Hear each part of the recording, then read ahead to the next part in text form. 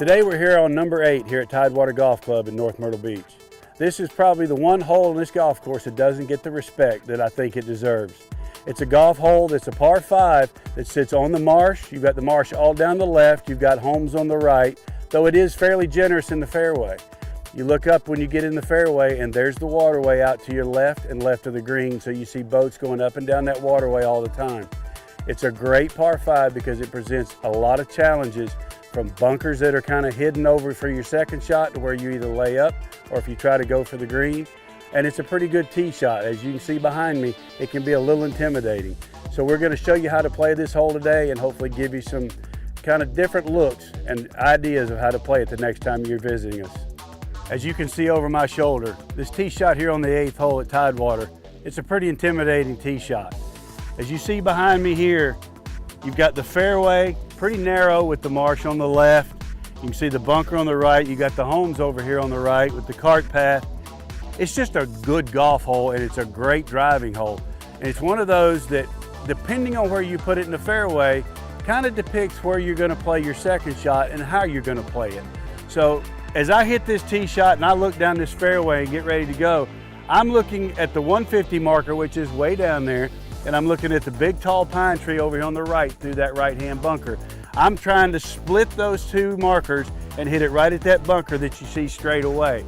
If I can put it on that line, number one, it's a higher part of ground, so it's a little right to left. It's gonna give me a little more roll and help the ball run out. If I hit it up the left, messing with that marsh a little bit, I'm gonna have a better view of the green, but it's also, the ball's gonna kind of stop and not roll because it's a little wetter there, because obviously it's closer to the marsh.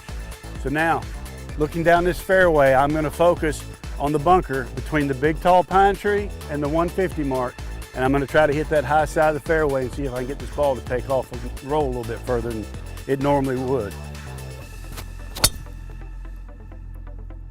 Well, I couldn't do much better than that. I hit my mark, I've got it in the proper part of the fairway.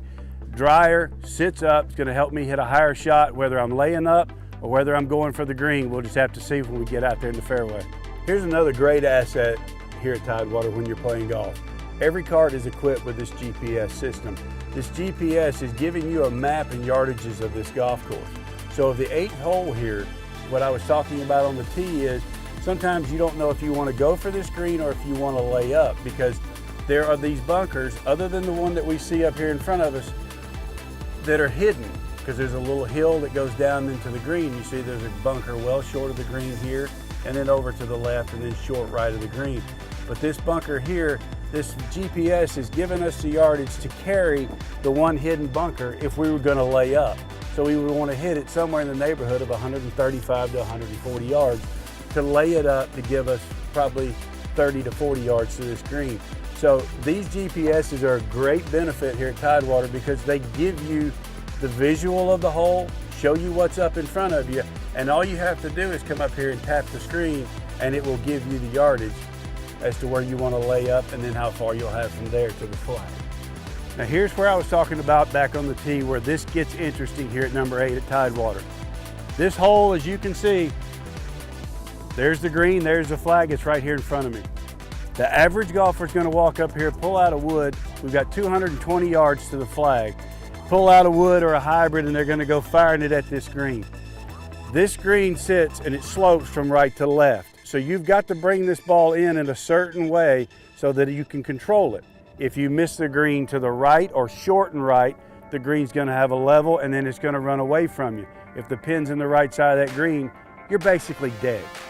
So if you're going to gamble and shoot at this pin, you better have the guts to be able to stand here and hit the ball at that flag.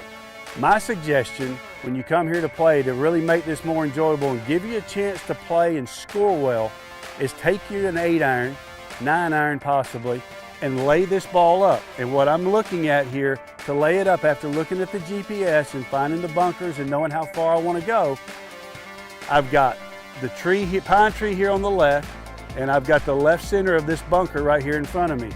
That's my fairway and my area I'm looking to lay up. So I'm going to take an 8-iron and just hit a nice smooth one. I'm not trying to hit this as far as I can hit it. I'm going to hit it 140, 145 yards, which could be a 9-iron, but I'm more comfortable swinging smooth, feeling like I can control it. And I'm gonna basically hit it right over this 150 marker, if not just a little bit right of it, at the flag up there at the green.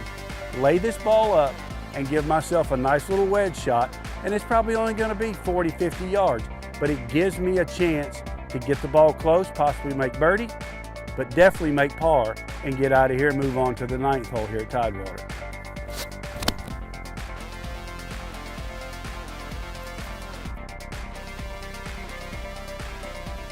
And there it is, right in the middle of the fairway, perfect angle, looking right up the green at the flag. Why take an opportunity, or take a chance, I should say, and hit this ball right at the green where you've virtually got no shot and no chance to do anything? Put the ball in play, take your medicine, point A to point B, and now we're gonna try to go to point C and get this on the green and see what we can do with it. So right now, as I'm looking at this flag stick, I'm looking at that bush on the back of the green back there, just to the right of the flag. That's my line. Because if I can carry this to where I want it to, that's gonna hit, check, and hopefully trickle down to the left towards that flag stick.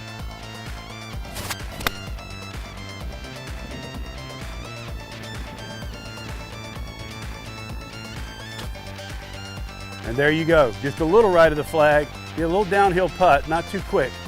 But I'm pinned high and I've given myself an opportunity to make 4 here. As you can see, I have a pretty good wedge shot in here. I've got it about 10, maybe 12 feet, but it's a little downhill. The thing I want to explain to you, especially for a lot of our friends up north and our Canadian friends, you're coming down here, most golf courses, other than a few that still have bent grass, you're going to be putting on Bermuda grass. It's a different animal than what you're used to putting on. So when you come here, if you look at the hole here, this putt of mine coming down this hill is going to work from left to right. How do I know that? Not just from slope, because slope can fool you. But if you look at the hole when you get to the golf course, don't go rubbing the grass on the green, because that's obviously illegal and your buddies are they're gonna hit you with a 2-shot penalty. Look at the hole. Right here on the hole, you can see how it looks kind of burnt, a little rough right here on this bottom, about, say this is 12 o'clock, at about 2 o'clock. So that means the grain's running this direction, left to right. That's helping me understand this putt's gonna move a little left to right and the ball's gonna break. So those little things like that will help you understand what Bermuda grass does. Like I said, it's a different animal. But if you can understand that, at least by looking here, it will help you know which way the grain's running. So this putt right here, down the hill, should have a little speed to it. And when I've read it earlier, and I'll plumb it now, I'm saying this is a split the lip. I'm gonna go half and half of the ball in and out of the hole.